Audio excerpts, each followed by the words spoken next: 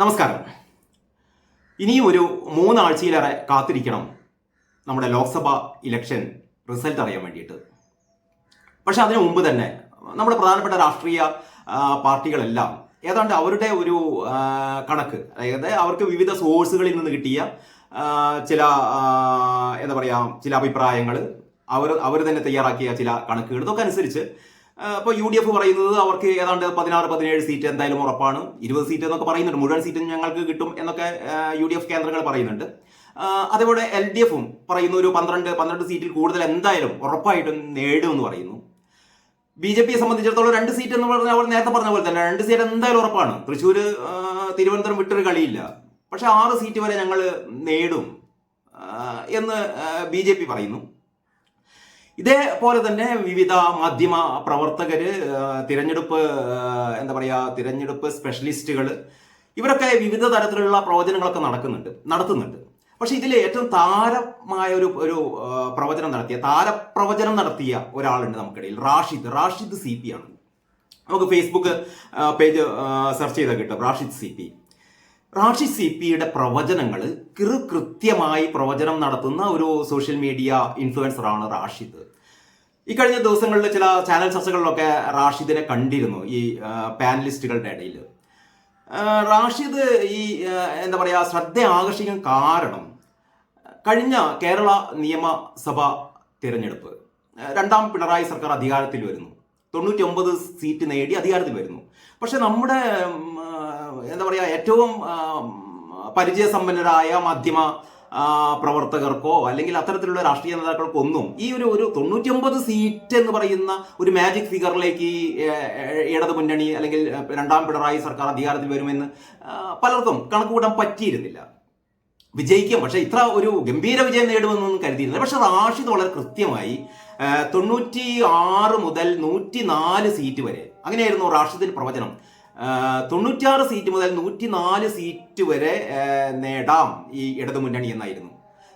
റാഷിദ് പറഞ്ഞ പോലെ തന്നെ 99 എന്ന് പറഞ്ഞാൽ റാഷിദ് പറഞ്ഞ സംഖ്യയുടെ ഒരു മിഡിൽ 99 സീറ്റ് നേടുകയും പിന്നെ അതിനുശേഷം നടന്ന ഈ മധ്യപ്രദേശ്, രാജസ്ഥാൻ, ഛത്തീസ്ഗഡ്, തെലങ്കാന ഈ നിയമസഭാ തെരഞ്ഞെടുപ്പുകളിലും റാഷിദിന്റെ പ്രവചനം കൃത്യമായിരുന്നു.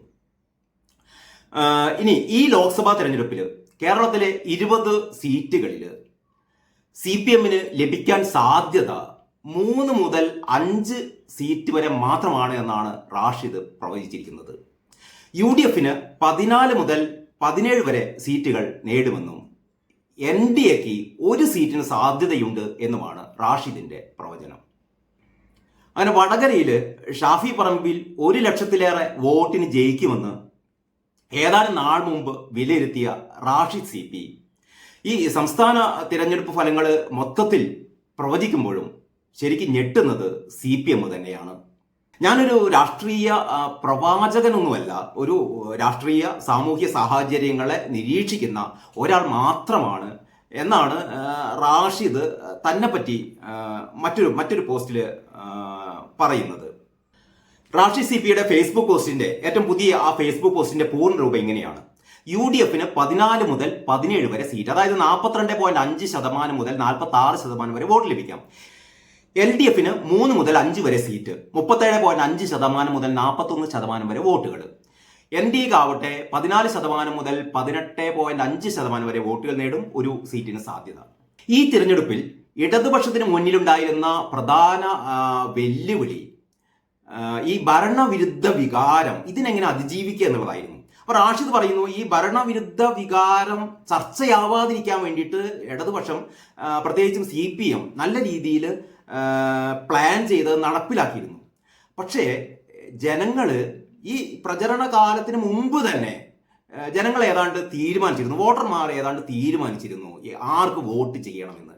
അപ്പം തീർച്ചയായും ഈ ഭരണവിരുദ്ധ വികാരം വോട്ടർമാർ, അതായത് ഇടതുപക്ഷം ഇത് ചർച്ചയാക്കിയില്ലെങ്കിൽ കൂടി, അല്ലെങ്കിൽ ചർച്ചയാക്കാൻ അവർ ഇല്ലെങ്കിൽ കൂടി ഈ ഭരണവിരുദ്ധ വികാരം നല്ല രീതിയിൽ പ്രതിഫലിച്ചിരുന്നു എന്നാണ് റാഷിദിന്റെ ഒരു നിഗമനം. ഇനി വടകരയിൽ ഷാഫി പറമ്പലിന് 88,500 മുതൽ 1,14,000 വോട്ടുകൾ വരെ ലഭിക്കും എന്നായിരുന്നു റാഷിദ് നേരത്തെ പ്രവചിച്ചിരുന്നത്.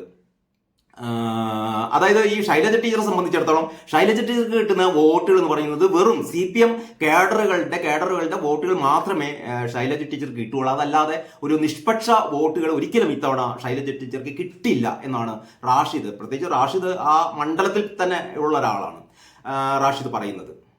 ഇനി ലോക്സഭാ തെരഞ്ഞെടുപ്പിലെ സംസ്ഥാനത്ത് നമുക്കൊക്കെ അറിയാം ഏറെ വാശിയേറിയ പോരാട്ടം നടന്ന മണ്ഡലമാണ് വടകര. ഇവിടെ LDFും UDFും എന്താ പറയുക വളരെ ഒരു എണ്ണയിട്ട യന്ത്രം പോലെ തന്നെ പ്രവർത്തിച്ചു. ഈ പോരാട്ടം വളരെ രൂക്ഷമായപ്പോഴാണ് വ്യക്തി അധിക്ഷേപങ്ങൾ വരെ അവിടെ നടന്നത്. ഒരുപക്ഷെ ഒരിക്കലും മറ്റൊരു മണ്ഡലത്തിൽ ഇല്ലാത്ത തരത്തിലുള്ള ആക്ഷേപങ്ങൾ, പരിഹാസങ്ങൾ, ഈ ഫേക്ക് വീഡിയോ, പിന്നെ ഈ വർഗീയ പരാമർശം, അങ്ങനെ ഒരു തരത്തിലും നമുക്ക് എന്താ പറയുക, നമുക്ക് യോജിക്കാനാവാത്ത തരത്തിലുള്ള ഈ പ്രചരണ തന്ത്രങ്ങളൊക്കെ ആയിരുന്നു വടകരയിൽ നടന്നത്. അതുകൊണ്ട് തന്നെ ഈ മണ്ഡലത്തിലെ ഫലവും കേരളം ഒട്ടാകെ ഉറ്റുനോക്കുന്ന ഒന്ന് തന്നെയാണ്. അപ്പോൾ 1,14,000 വോട്ടുകൾക്ക് ഷാഫി പറമ്പിൽ ജയിക്കാൻ സാധ്യതയുണ്ട് എന്നാണ് റാഷിദ് CPയുടെ വിലയിരുത്തൽ. അതായത് UDF അവിടെ 48.5% മുതൽ 53.5% വരെ വോട്ട് സമാഹരിക്കും. LDF ഏതാണ്ട് 40.5% മുതൽ 44% വരെ വോട്ട് സമാഹരിക്കും. BJPക്ക് ഏതാണ്ട് 9.5% വരെ അവിടെ വോട്ട് ലഭിക്കും. ഇങ്ങനെയൊക്കെയായിരുന്നു റാഷിദിന്റെ കണക്കുകൂട്ടൽ. ഇനി പ്രചാരണത്തിന്റെ കാര്യം എടുത്താൽ CPM ഇത്തവണ പ്രചാരണത്തിൽ ഈ CAA വിഷയം, അതായത് പൗരത്വ ഭേദഗതി നിയമമായിരുന്നു അവർ ഏറ്റവും പ്രധാനമായിട്ട് ഈ ക്യാമ്പയിനിലുടനീളം CPM പ്രയോഗിച്ചിരുന്നത്. പക്ഷെ ഇത് വലിയ ഗുണം ചെയ്യില്ല എന്നാണ് റാഷിദിന്റെ ഒരു അഭിപ്രായം. കാരണം അത് കഴിഞ്ഞു പോയ പൊട്ടിത്തീർന്ന പടകാണത്. കഴിഞ്ഞ തെരഞ്ഞെടുപ്പിലും ഈ പറഞ്ഞ CAA കാര്യങ്ങളൊക്കെ ആയിരുന്നു മുന്നോട്ട് വെച്ചിരുന്നത്. അപ്പൊ അത് സ്വാഭാവികമായും BJPക്കെതിരെ BJPക്കെതിരെ ആരോപിക്കപ്പെടുന്ന വിവിധങ്ങളായ അവരുടെ രീതികളുണ്ട്. അത്തരത്തിൽപ്പെട്ട രീതിയിൽപ്പെട്ട ഒന്നാണ് ഈ പൗരത്വ ഭേദഗതി നിയമം എന്നല്ലാതെ പൗരത്വ ഭേദഗതി നിയമം മാത്രം ഫോക്കസ് ചെയ്തുകൊണ്ട് CPM നടത്തിയ ഒരു പ്രചാരണവും പാളിപ്പോയിട്ടുണ്ട് എന്ന് തന്നെയാണ് റാഷിദിന്റെ അഭിപ്രായം.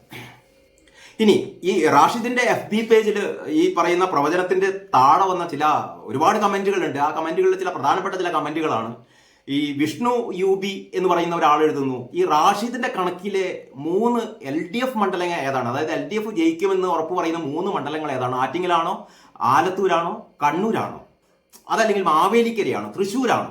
അതായത് 3 മുതൽ 5 വരെ എന്നാണ് പറയുന്നത്.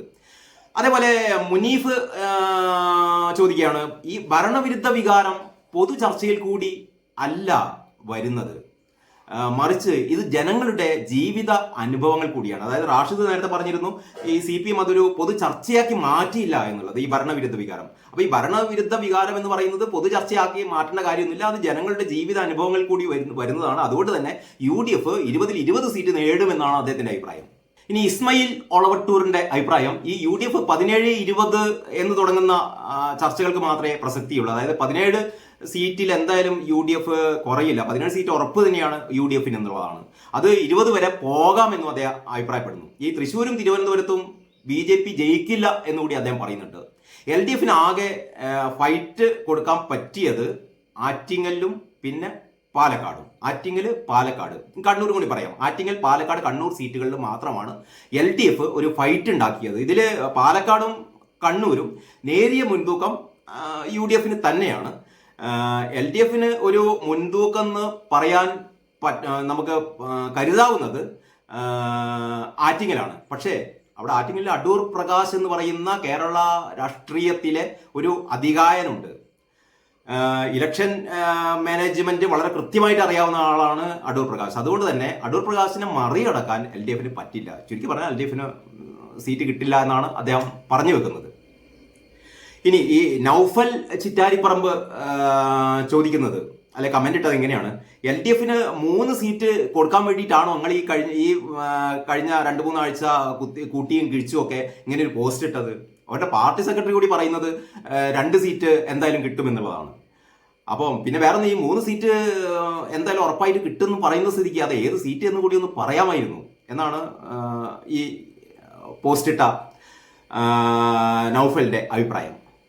ഇനി രമിത് PM പയ്യത്തൂർ എഴുതുന്നു, എന്ത് മണ്ടത്തരമാണ് റാഷിദ് ഈ പറയുന്നത്? ഈ മലയാളികൾ മഹാഭൂരിപക്ഷവും തിരഞ്ഞെടുപ്പിന് ഒരുപാട് ദിവസങ്ങൾക്ക് മുമ്പ് തന്നെ ആർക്ക് വോട്ട് ചെയ്യണമെന്ന് തീരുമാനിച്ചു എന്നായിരുന്നില്ല നിങ്ങൾ പറഞ്ഞത്. കാരണം അപ്പോൾ ഈ സ്ഥാനാർത്ഥികൾക്കൊന്നും അപ്പോൾ ഒരു പ്രത്യേകതയില്ലേ? നേരത്തെ തന്നെ സ്ഥാനാർത്ഥി പ്രഖ്യാപനത്തിന് മുമ്പ് തന്നെ ഇന്ന പാർട്ടിക്ക് വോട്ട് ചെയ്യുന്ന ആരെങ്കിലുമൊക്കെ തീരുമാനിക്കുമോ? അപ്പോൾ അത് ശരിയല്ല, നിങ്ങളുടെ നിഗമനം ശരിയല്ല. അപ്പോൾ ഇങ്ങനെ എന്താ പറയുക, റാഷിദിന്റെ അഭിപ്രായത്തെ പിന്താങ്ങിയും വിമർശിച്ചും പരിഹസിച്ചും നർമ്മത്തിൽ ചാലിച്ചുമൊക്കെയുള്ള നിരവധി കമന്റുകളാണ് ഈ പോസ്റ്റിന് താഴെ പ്രത്യക്ഷപ്പെടുന്നത്. കാരണം ഈ അവസാനത്തെ ആൾ പറഞ്ഞത് ശരിയാണ്, സ്ഥാനാർത്ഥികളും ഒരു പ്രധാനപ്പെട്ട ഘടകം തന്നെയാണ്. പക്ഷെ ഇതിലെല്ലാറ്റിലും ഉപരി ഏറ്റവും പ്രധാനപ്പെട്ട ഒരു വോട്ടറെ സംബന്ധിച്ചിടത്തോളം പാർട്ടി തന്നെ, രാഷ്ട്രീയ പാർട്ടി തന്നെയാണ് പ്രധാനം. രാഷ്ട്രീയ പാർട്ടി, ഒരു പാർട്ടിയിൽ വിശ്വസിക്കുന്ന ഒരാൾ ആ പാർട്ടിയിൽ ഇനിയിപ്പോൾ ആരെ കൊണ്ട് നിർത്തിയാലും മിക്കവാറും അയാൾ ആ പാർട്ടിക്ക് തന്നെയായിരിക്കും വോട്ട് ചെയ്യുക. ഏതായാലും ഇങ്ങനെയൊക്കെയാണ് സ്ഥിതിഗതികൾ. അപ്പോൾ ഏറ്റവും അവസാനമായിട്ട് റാഷിദിന്റെ ഒരു വിലയിരുത്തൽ കൂടി അല്ലെങ്കിൽ പ്രവചനം കൂടി വന്നു കഴിഞ്ഞു. ഇനി വീണ്ടും പുതിയ പ്രവചനങ്ങളുമായി ആരൊക്കെ വരുന്നു നമുക്ക് നോക്കാം. അതുവരെ ഇങ്ങനെ മിണ്ടിയും പറഞ്ഞും കൂട്ടിയും കഴിച്ചും നമുക്ക് കാത്തിരിക്കാം. എല്ലാവർക്കും നന്ദി, നമസ്കാരം.